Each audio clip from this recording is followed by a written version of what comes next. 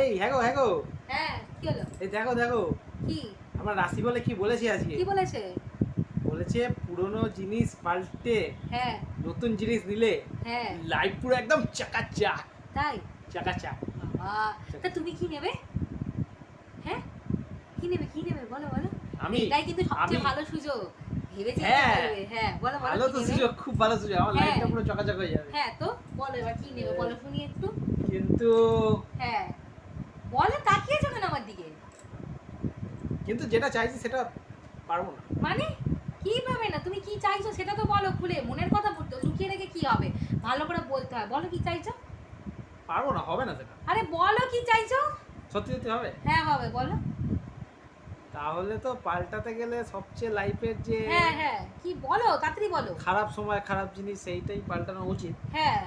আমার দিকে তাকিয়েছো কেন এরকম করে? না মানে কি বলতে চাইছো? আমাকে পাল্টাবে? এটাই বলতে চাইছো? হ্যাঁ?